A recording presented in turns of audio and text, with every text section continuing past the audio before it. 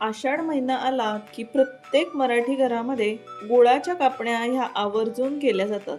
चला तर मग आपण बनवूया गव्हाच्या पिठाच्या खुसखुशीत कापण्या. आता सर्वात आधी आपण काय करायचं, गॅसवर आपण पातेलं ठेवू. गॅसची फ्लेम मीडियमवर ठेवूया. पातेल्यात आपण 1 वाटी पाणी घालूया. आता ज्या वाटीने आपण पाणी घेतलंय सेम त्याच वाटीने आपण तेवढाच गूळ या पाण्यात घालूया आणि गूळ छान पाण्यामध्ये वितळवून घेऊया. हे पहा, गूळ छान पाण्यात वितळत आहे.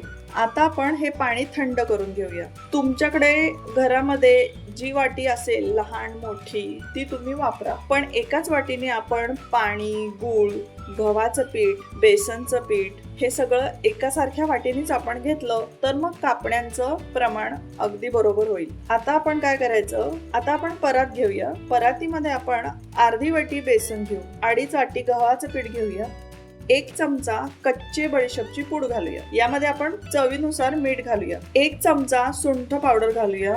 सगळं पीठ मिसळून घेऊया. आता कडल्यात आपण 3 चमचे तेलाचं कडकडीत मोहन करून घेऊया आणि पिठावर आपण कडकडीत तापलेलं तेलाचं मोहन घालूया. तेल खूप गरमागरम आहे तर आपण चमच्याने सर्व मिसळून घेऊ. आता थोडंसं थंड झालं की मोहन पिठाला व्यवस्थित हाताने चोळून लावूया. गुळाचं पाणी आता थंड होत आलेलं आहे तर हे पाणी आपण आधी गाळणीतून काढून घेऊ. आता जसं जसं लागेल तसं तसं गुळाचं पाणी घालून आपण पिठाचा गोळा मळून घेऊया. पीठ मळताना बडीशेप आणि सुंठीचा वास खूपच छान येत आहे. आता छान पीठ मळून झालेलं आहे. 5 ते 10 मिनिट आपण झाकण बंद करून हे पीठ मुरवून घेऊया. चपातीपेक्षा थोडा मोठा गोळा आपण इथे घेऊया लाटायसाठी.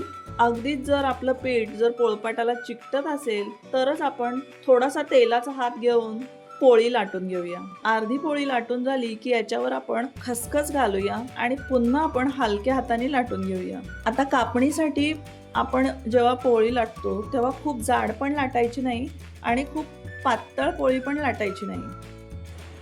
आता अशा कापणीच्या आकारामध्ये आपण कापण्या कापून घेऊया. एका बाजूला आपण कढईमध्ये तेल तापायला ठेवलं आहे. गॅसची फ्लेम मीडियमवरच ठेवूया. तेल तापलं की शंकरपाळ्या सोडतो तसं कापण्या आपण तेलात सोडूया.